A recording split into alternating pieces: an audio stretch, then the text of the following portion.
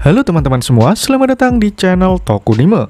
Di sini kami akan membahas lanjutan anime Tokyo Revengers yang kami ambil dari manga canonnya. Sehingga bagi teman-teman yang hanya ingin menonton dari animenya saja, saya sarankan untuk berhenti menonton sampai di sini. Namun jika kalian tidak keberatan dengan spoiler yang ada, maka kalian menonton konten yang tepat. Pada episode sebelumnya, kita ditunjukkan jika sebenarnya Kakucho adalah teman lama Takemichi semasa kecil. Belum jelas apa maksud dari perkataan Kakucho yang meminta Takemichi untuk menyelamatkan Izana. Sementara itu, Toman mulai mengumpulkan semangat untuk perang besar melawan Tenjiku. Ia ingin membalas kekalahannya tempo hari dengan menyerang balik Tenjiku di Yokohama. Sementara atas saran Chifuyu, Takemichi kembali ke masa depan untuk mendapatkan petunjuk tentang apa yang sudah terjadi. Namun secara tak sengaja, ia malah bertemu dengan Shiba Taiju. Bagaimana kelanjutan ceritanya? Mari langsung saja kita bahas alur cerita Tokyo Revengers episode kali ini.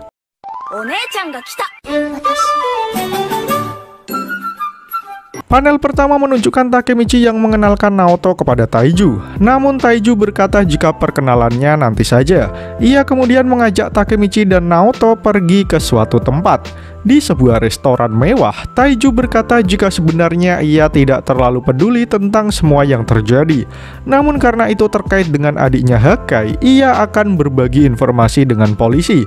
Namun sebagai gantinya, Naoto juga harus mengatakan informasi yang dia miliki. Jadi kau ingin mengetahui tentang Izana Kurokawa dan kaitannya dengan Black Dragon kan, Takemichi? Takemichi pun segera mengiyakannya karena ia yakin Izana adalah ketua Tenjiku di masa lalu. Kenapa ia bisa menjadi ketua Black Dragon? Apakah Izana menjadi bagian Toman atau bagaimana? Namun Taiju menjawab jika dugaan Takemichi salah. Urutan kejadian yang dikatakan Takemichi keliru. Sehingga Taiju memulai ceritanya dari Black Dragon. Aku dulu adalah ketua Black Dragon generasi 10. Kau ingat itu kan, Takemichi? Lalu apakah kau tahu siapa yang membentuk Black Dragon? Ketua generasi pertama Black Dragon adalah Sano Shinichiro. Benar, sosok yang menciptakan Black Dragon adalah saudara laki-laki Maiki. Sontak Takemichi mengingat kembali perkataan Maiki saat ia bercerita tentang kakaknya. Ia masih sedikit melongo mendengar kebenaran tersebut. Lalu Taiju mulai melanjutkan ceritanya kembali. Generasi pertama Black Dragon itu luar biasa. Kemudian generasi kedua dan ketiga mewarisi kehebatan itu. Sampai akhirnya estafet tersebut diserahkan kepada Izana Kurokawa sebagai ketua Black Dragon generasi ke-8. Takemichi pun menyadari jika itu artinya Izana lebih tua dari Taiju sebagai ketua generasi ke-10. Kemudian Taiju menjawab jika Izana memang 2 tahun lebih tua darinya. Dia termasuk generasi S62.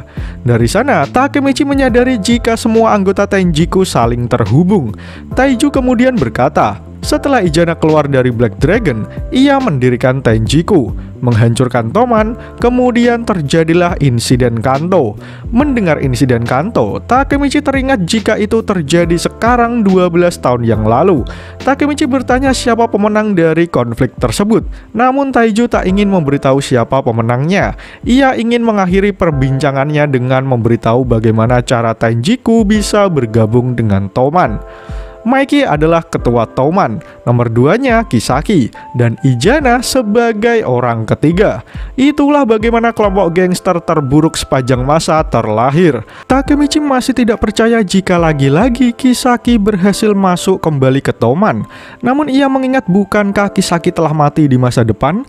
Namun Taiju berbalik bertanya apakah Kisaki memang benar-benar sudah mati. Taiju juga menanyakan hal yang sama kepada Naoto. Kemudian Naoto mulai bercerita jika ia sudah menyelidiki semua hal yang berkaitan dengan Izana Kurokawa. Namun entah bagaimana, Izana mempunyai pengaruh yang begitu besar di kepolisian. Izana Kurokawa adalah orang yang lebih besar dari apa yang Naoto bayangkan. Kemudian Taiju berkata jika kematian Kisaki hanyalah manipulasi saja. Naoto pun membenarkan hal tersebut. Mereka menyiapkan sebuah mayat yang dijadikan sebagai Kisaki. Itu artinya, sampai sekarang Kisaki sebenarnya masih hidup. Maiki telah mati. Kemudian Kisaki keluar negeri. Itu artinya pimpinan Toman sekarang adalah Izana Kurokawa.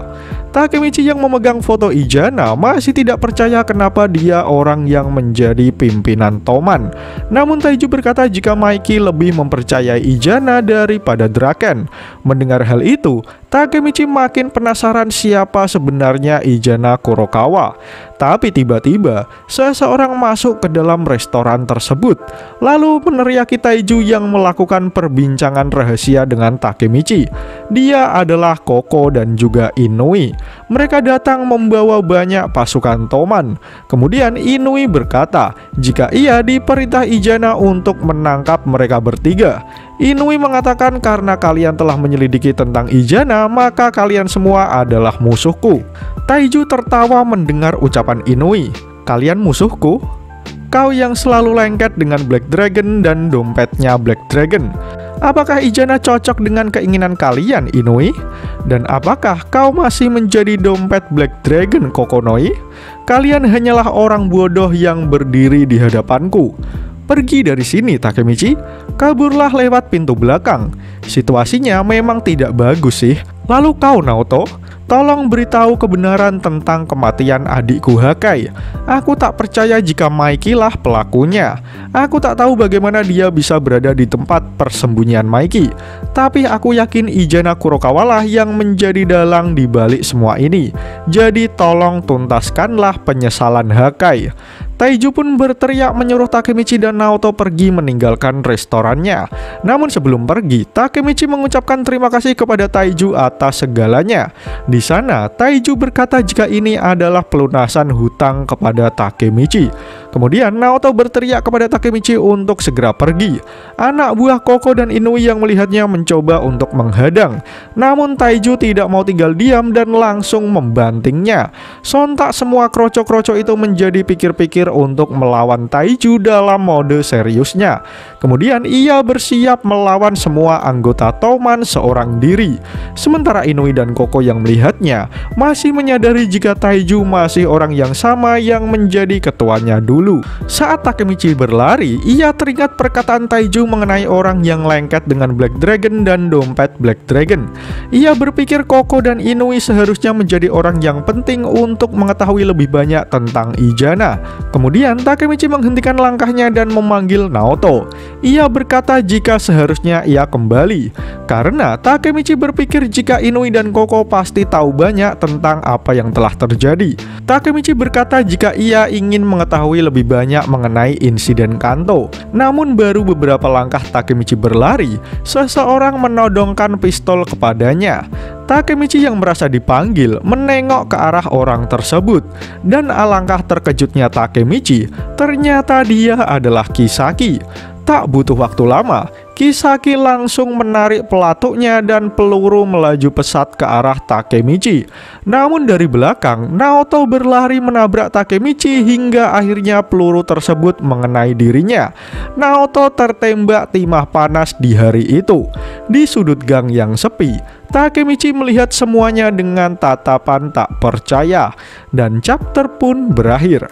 Pada chapter kali ini, kita ditunjukkan jika sebenarnya Izana adalah mantan ketua Black Dragon generasi ke-8. Tak sampai di situ saja, ternyata orang yang telah membentuk Black Dragon adalah Shinichiro, kakak laki-laki Mikey. Setelah insiden Kanto, Toman bergabung dengan Tenjiku. Di sana, lagi-lagi Kisaki berhasil masuk kembali ke Toman. Bahkan kali ini ia mengajak Izana yang membuat Toman menjadi gangster terburuk sepanjang masa. Di akhir chapter, kita ditunjukkan jika Kisaki benar-benar masih hidup. Bahkan ia berhasil menembak Naoto, walaupun sebenarnya yang diincar adalah Takemichi. Menarik untuk menanti bagaimana kelanjutan cerita Tokyo Revengers di chapter selanjutnya. Jika kalian suka dengan pembahasan kali ini, jangan lupa share video ini ke sosial media kalian ya. Atau jika ada request, kritik, dan saran, langsung saja sampaikan di kolom komentar di bawah. Karena kritik dan saran kalian akan membuat channel ini terus berkembang. Akhir kata, terima kasih sudah menonton video ini hingga akhir. Sampai jumpa di video selanjutnya.